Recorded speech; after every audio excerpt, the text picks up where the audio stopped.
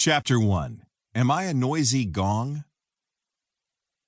They say that ministry would be fine if it weren't for all the people. That line usually gets a chuckle. As pastors, we know people are the focus of ministry, but they're also the cause of great frustration. People mess up our plans. Good plans.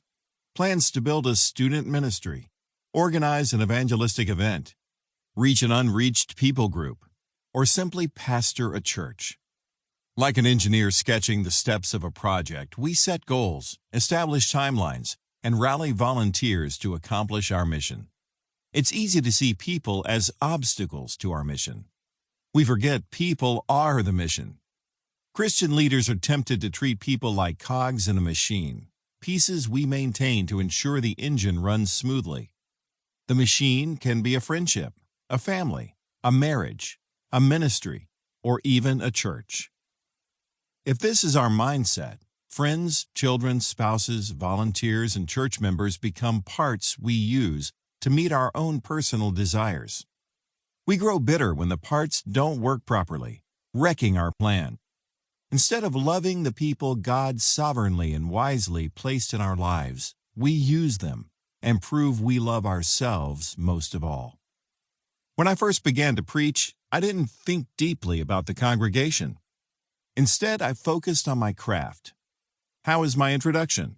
Am I making good eye contact? Are my points rooted in the text? Is the gospel clear? Did I wrap up with a compelling conclusion? Such questions are important, but I should have asked other questions about preaching, ones not typically raised in courses on theology or homiletics. Do I care about my audience? Do I know them? Am I aware of their trials? Do I love them? Do I love the God who made them? These questions are just as important and too often overlooked.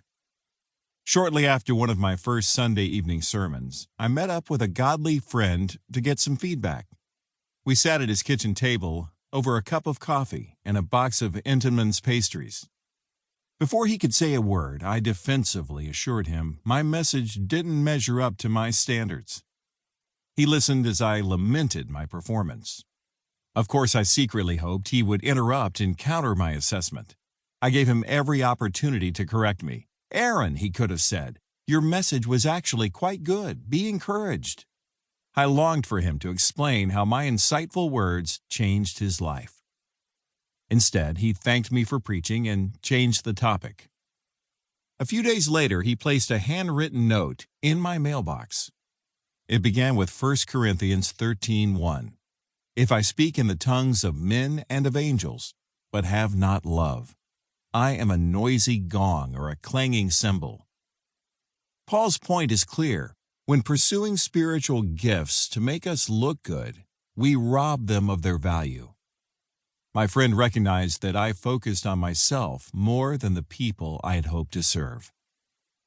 The verse he wrote out for me struck its blow. Somehow, in all my preparation, I'd failed to love the people God called me to teach. Yes, I needed to wisely handle the text. Of course, I needed to carefully expound and apply the gospel. Absolutely, I needed to seek feedback to grow as a preacher. But what does it matter if I lack love? I treated God's people like cogs in the machine of my ministry. I'd become a noisy gong. I had a lot to learn about love. Sanctification without love is meaningless.